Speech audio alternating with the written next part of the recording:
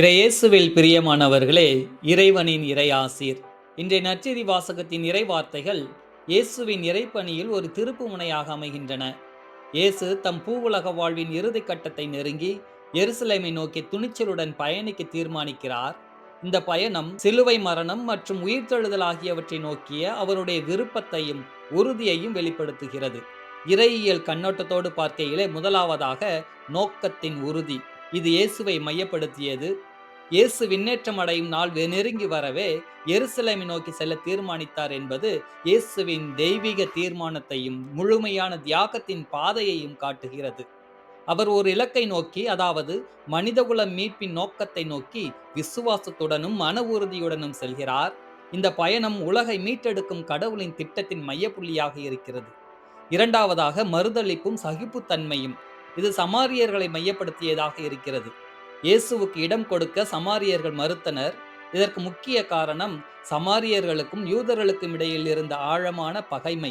இயேசு எருசலேமை நோக்கி செல்வதால் சமாரியர்கள் அவரை ஏற்றுக்கொள்ளவில்லை.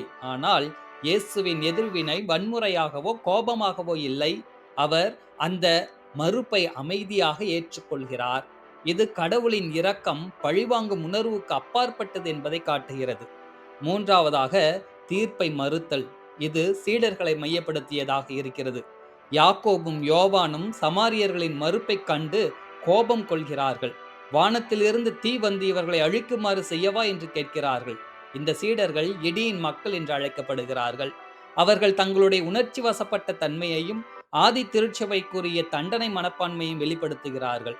ஆனால் இயேசு அவர்களை கடிந்து கொள்கிறார். இதன் இறையியல் சாராம்சம் என்னவென்றால், மானிட மகன் அழிப்பதற்கு அல்ல, மீட்பதற்காகவே வந்தார்.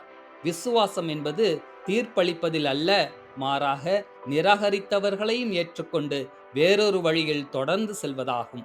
ஆக அன்புக்குரியவர்களே, நம்முடைய அன்றாட வாழ்வில் இயேசுவை போலவே நாமும் பல சமாரியர்களின் ஊர்களை கடந்து செல்ல வேண்டியிருக்கிறது.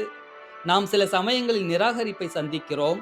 நம்முடைய உழைப்பு, அன்பு, நல்லெண்ணம் ஆகியவை ஏற்றுக்கொள்ளப்படாமல் போகலாம்.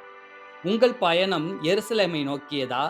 நீங்கள் ஒவ்வொரு நாளும் கடவுளின் சித்தத்தை செய்ய, உங்கள் கடமைகளை நேர்மையுடன் நிறைவேற்ற தியாகத்தின் பாதையில் நடக்கிறீர்களா? அவ்வாறு நடக்கும்போது வரும் நிராகரிப்புகளை நீங்கள் எவ்வாறு எதிர்கொள்கிறீர்கள்? நம்மை யாராவது தவறாக புரிந்து கொண்டால் நம் கோபத்தை கட்டுப்படுத்த முடியாமல் அவர்களுடன் சண்டையிட நினைக்கிறோம். இதுவே நம்முடைய இடியின் மக்கள் மனப்பான்மை. ஜெபிப்போமா? அன்பான இறைவா, எங்களுடைய வாழ்க்கையிலே வருகின்ற நிராகரிப்புகளின் போதும் தோல்வியின் போதும் நாங்கள் அமைதியையும் பொறுமையையும் கற்றுக்கொண்டு எங்களுடைய வாழ்க்கையிலே பயணிக்க உமது அருளை